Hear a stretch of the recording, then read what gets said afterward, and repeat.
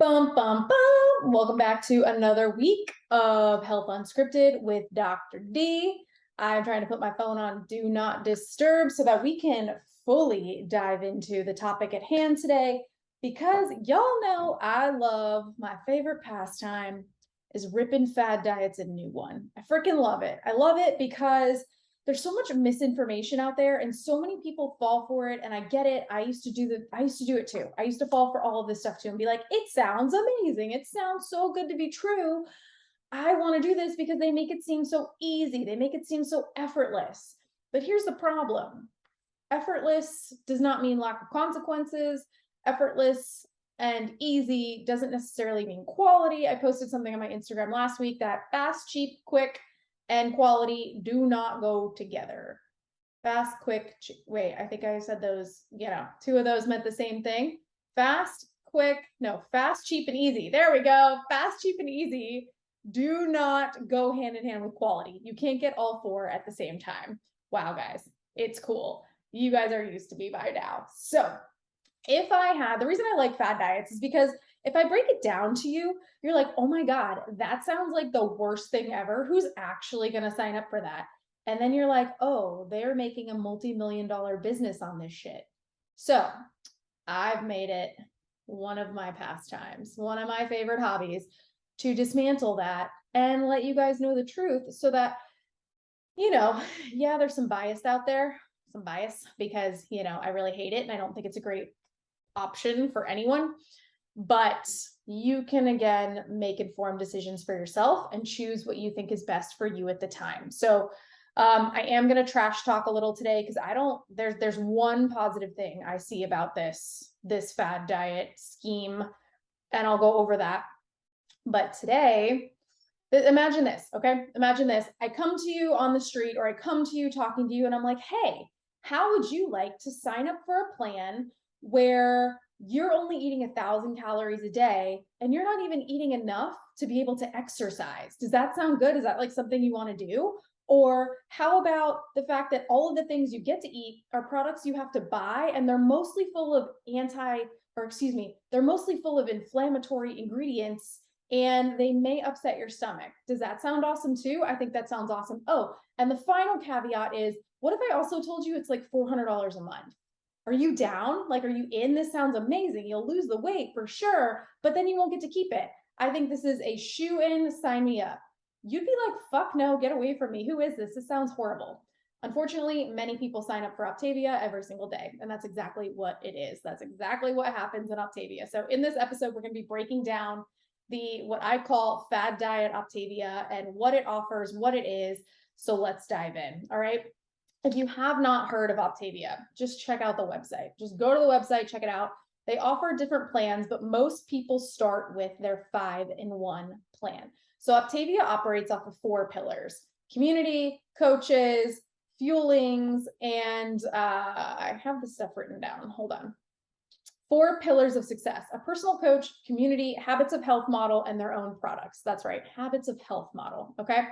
So they claim that their approach is like radically different from everything else on the market, and that it was put together by scientists and doctors and dietitians, and that it literally takes the guesswork out of weight loss. The problem is it takes the guesswork out of weight loss because you have to buy their products. And that's why you don't really have to think about what to eat. It's available to you. But then you look at the ingredients of these products and you're like, first of all, why does this granola bar have like 30 ingredients? And I don't even know how to pronounce some of these. And they're all full of soy and dairy, which are one of the top two of the top 7 allergens in the world, and what most people have inflammatory responses towards: dairy and soy. So that's a problem as well. But we dive deeper into Optavia, and you go through their plans. And what most people start with is their 5-in-1 plan, which means 5 fuelings, which are their products that you get to choose from, whether it be bars, meals, etc.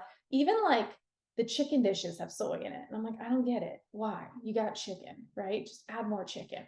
So 5 of their fuelings and 1 lean and green meal. They give you recipes for these lean and green meals, which make it easier, and that's great. But the lean and green meals, according to their website, are carb controlled, so low carb, mostly, veggies and lean sources of protein, and small protein at that.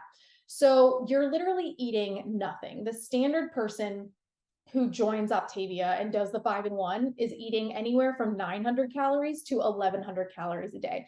It is actually written as a disclaimer. We do not recommend you exercise while doing the 5-in-1 plan. What kind of diet is that if you can't even exercise? So I will say I'm very passionate about this, and I have examples already to give because we've worked with numerous clients who've come from Optavia, numerous, where we've literally had to throw them right into a reverse diet immediately because they were eating nothing. And they were having a lot of gut discomfort, a lot of stomach issues, and just burnt out. And I get it. You don't even have enough calories to be happy. There are no carbs. Where are we going to be happy there? So a lot of people were irritable. We've dealt with so many. I had one client who I got on the phone with her, or we got on the phone with her, and she didn't even have enough energy to walk around her block because of how much she was eating on this plan.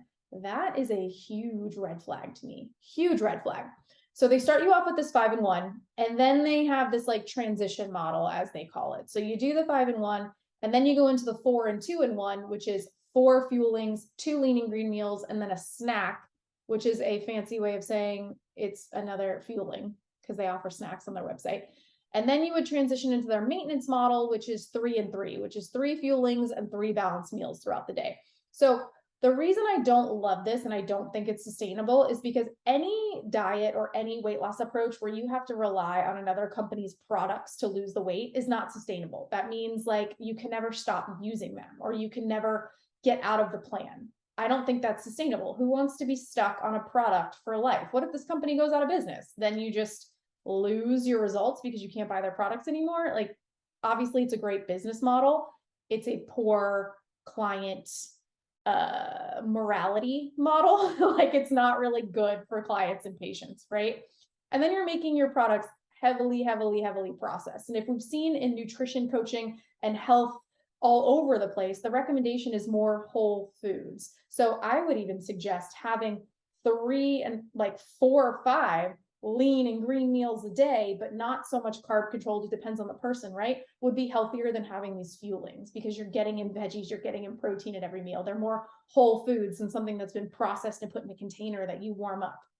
Okay, right? So that is number 1, why I do not love Optavia. So those are their plan structures. So the 5-in-1, the 4 and 2-in-1, and the 3 and 3. So obviously, as you get higher up, you will eat more calories, I hope. But the 5-in-1 is what most people are on and they stay on. And I hate it. I hate it with a passion because of just the side effects that I've heard and how little they're having people eat. And so that's number 1. So the fuelings that they offer, you have to choose 3 to 5 of these a day. And they range anywhere from like $22 on their website up to $30 for 6 to 7 servings. That's $21 to $30 a week just on one fueling. And as we know and what we've learned, people don't like to eat the same things every day. So you're going to have to buy multiple fuelings to get you through. And in fact, if you look on their website, their prices are very much on there, which is great. But their 5-in-1 plan with, you know, the fuelings that you should need for a month is $400 a month. So people are paying $400 a month simply for the food, the fuelings, all of that. And that's really pricey, especially when you can hire a coach for less and actually learn something from the program and not be reliant on a product. I just think, again, you know, and this might be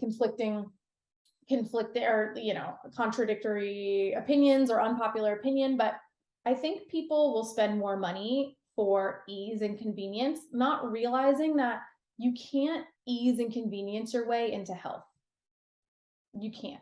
Like, I know there's a big thing for biohacking and all this stuff out there, but the true things that are actually biohacking your health and helping you live longer are practices that are healthy for you and that actually take a lot of time, like red light therapy, sunshine, saunas, like certain vitamins, like those are actual biohacking and helping your health. You can't ease and convenience your way into a healthier body. It's not going to happen. There's always going to be consequences. And the consequences of eating so low calorie, especially on Optavia, are going to be hormone disruption completely. Women will possibly, you know, depending on how long you're doing this plan, will lose their menstrual cycles because it's not enough food to even sustain their bodies, much less than hormones and procreation. We're going to have thyroid disruption. We're going to have just overall probably cortisol increase because of stress and under eating. We're not exercising, so we're taking out that mental health component completely.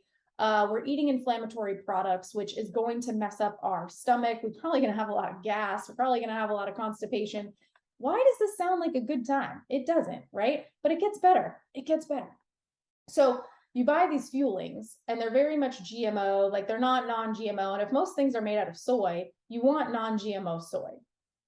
You do. Soy is very, very heavily genetically modified. So that's not an option either for them. So you have to worry about food quality here.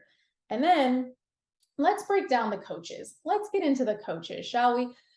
Straight off of their website, it says about 90% of Optavia coaches were clients first.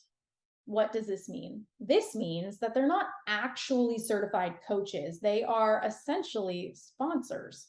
I'm not relating this back to like AA or any type of whatever anonymous, but you don't have any credentials at all. You're just someone's like hype person. You're like the cheerleader or the motivator or making sure that they stay on track. You're kind of a sponsor. You're not a coach. And, if people are listening to this who are Optavia coaches, and you are certified, like you are the 1%. The fact that 90% were clients first, if you were a real coach and a real credible certified coach, you would understand that this product is actually very harmful for people and you wouldn't be promoting it.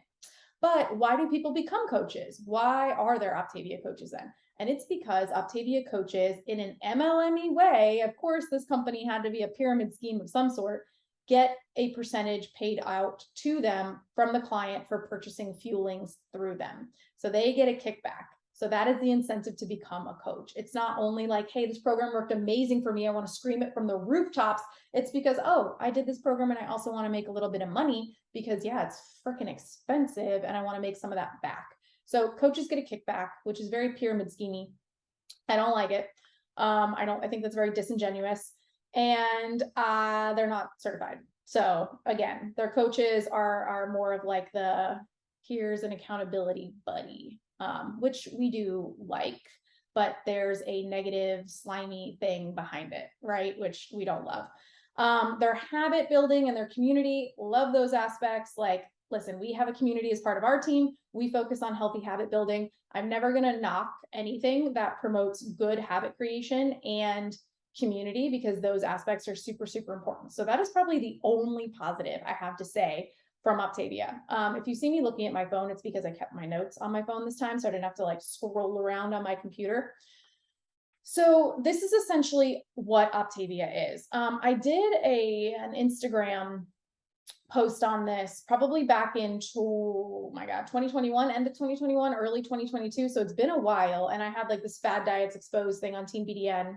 So you can scroll back and see some of these, but Optavia was one of them, and it's still so popular. And I don't understand it because nobody that I've talked to keeps the results. In fact, we had a close family friend who did the diet, lost 35 pounds. He stopped the diet and gained the weight back plus some. And this is just a personal anecdotal experience from someone that I actually know in real life who is a man. So not even a woman, not even a client who we work with.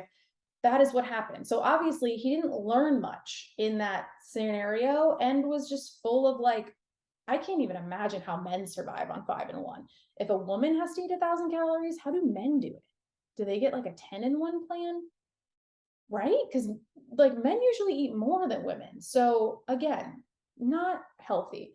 Instead, I'd rather you guys focus on eating full whole meals, focusing on whole foods, strength train, getting in walks. If we can't even have the energy to go for a walk around the block, what's the point? Like, aren't we trying to lose weight and feel better so we have energy for the day, keeping up with our kids, being able to do functional training so that when you like bend over to pick something up, it's easier, carrying water, pack of water bottles from the car to the house without needing like someone else's help because you want to feel strong and be able to do that, one trip grocery stores. If you don't even have the energy to do this, I don't think that this is the right plan for anyone. I'm going to sit here and argue that forever. Like I know with some of these, I've sat here and said on my semaglutide podcast that there is a population where semaglutide and Ozempic are appropriate and where these should be used.